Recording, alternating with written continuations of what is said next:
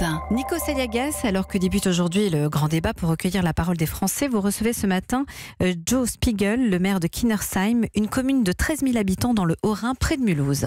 Bonjour Joe Spiegel. Bonjour. C'est intéressant de vous recevoir ce matin car vous êtes maire depuis 20 ans et votre ville est un laboratoire démocratique.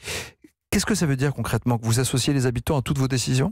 Oui, en fait, il n'y a pas simplement une méthode et un écosystème global avec un lieu, un état d'esprit et des parcours démocratiques. Le lieu, c'est la maison de citoyenneté pour dire qu'au fond, il y a un lieu dédié aux pratiques démocratiques. C'est comme important de le dire. C'est pas dans un fond d'une salle ou dans une petite salle du conseil municipal. Il y a un lieu de pratiques démocratiques.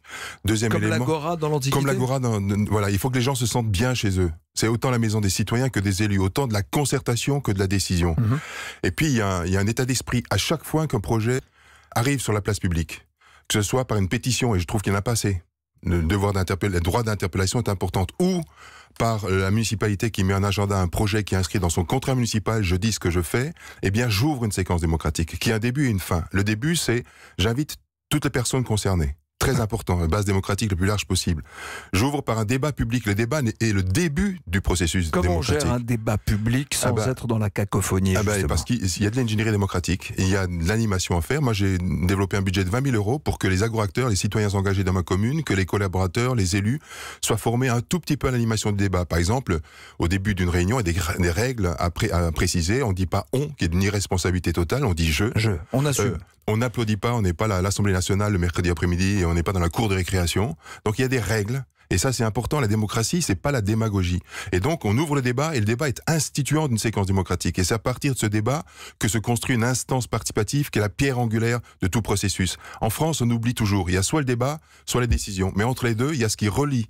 C'est-à-dire la co-élaboration, la co-construction. Et ça suppose une démocratie lente, de prendre en compte la complexité, l'altérité qu'on doit assumer, etc. Vous prenez un sujet polémique et plutôt que de garder le brouhaha, vous allez responsabiliser les uns et les autres avec le jeu, déjà, et le dialogue constructif. Qu'est-ce que ça veut dire? Que lorsqu'il s'agit de créer un parc, l'aménagement du temps de l'enfant, un rond-point, tout est décidé avec les habitants? Bien sûr, c'est mise en agenda du projet, voilà. Communiqué de presse, information par lettre quand c'est un projet important, par Internet, par toutes les méthodes. On invite les habitants, c'est le débat public institué. Le débat est intéressant parce qu'il fait émerger, donne la parole aux gens, les mots sur les mots, MAUX, sur les questions, sur les peurs, sur les désaccords. Et donc, une fois que tout ça est là, comment on construit les accords ensemble? Et c'est là que les conseils participatifs que nous avons créés comme modèle de pierre angulaire démocratique interviennent. Et ces conseils participatifs réunissent toutes les ressources de sens. Toutes les forces en présence. Les habitants, parfois tirés au sort, pour permettre, pour éviter toujours les mêmes, en fait. Tirés au sort, mais aussi... C'est-à-dire qu'on oblige quelqu'un qui ne s'intéresse pas... On n'oblige pas, c'est une offre. C'est-à-dire que les gens peuvent refuser, mais c'est dire que, au fond, tout citoyen est capable de parole publique et d'être coproducteur de l'intérêt général et donc coproducteur de la décision publique. C'est pas la chienlit permanente? Mais c'est l'inverse. C'est juste l'inverse, parce que, au fond, la parole du public, de l'élu, elle est importante au début. C'est la parole au départ. C'est pas le discours à la con, c'est la parole au départ. Quel est le sens qu'on veut donner? Quel est le climat qu'on va installer et dire que finalement, faisons-nous confiance, mais respectons-nous. Et ça marche. Et le rôle du maire, donc, il est en train de changer dans ce processus. C'est plus le maire qui tranche, c'est presque le maire qui accompagne finalement. Mais tout à fait. Bon, je pense qu'il faut rappeler l'idée qu'à un moment donné, il faut trancher. Et c'est l'honneur du politique de trancher à un moment donné. C'est le conseil municipal chez nous, à l'échelle communale. Il n'y a pas de déception? Par contre, non. Par contre, il faut que la phase décisionnaire qui appartient aux élus soit précédée par une phase décisive de concertation, de telle sorte que la décision qu'on prend vient comme un fruit mûr. Vous voyez, je n'oppose pas la démocratie construction et la démocratie de représentation. Donc il y a toute une pédagogie pour arriver à la décision finale, en fait, c'est ça? Complètement, et d'une certaine manière, je m'inspire de Montessori, de Célestin Freinet en pédagogie. De votre métier de mon métier de prof DPS, pour dire qu'au fond, les habitants sont des acteurs. C'est ce qui a manqué à la France ces dernières années? Bien sûr, le fait d'avoir un grand débat aujourd'hui contraint montre qu'en fait, on ne sait pas avoir des petits débats, des petits matins, du quotidien, de construire ensemble, avec les habitants, avec les ressources de sens, avec les experts. des solutions les plus pérennes possibles. Vous dites, on a un débat contraint.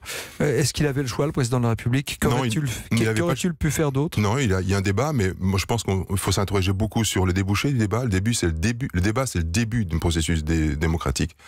C'est pas la solution. C'est pas la solution, c'est le départ. Donc on peut s'interroger sur comment la suite. Il y a beaucoup de questions sur l'organisation de l'État, renforcer la décentralisation, donner plus de pouvoir aux citoyens. Qu'est-ce que vous espérez, vous, en tant que maire d'une commune de 13 000 habitants? D'abord, qu'on redonne des dotations qui ont été un peu supprimées et qui c'est assez dramatique pour les élus de ce point de vue-là.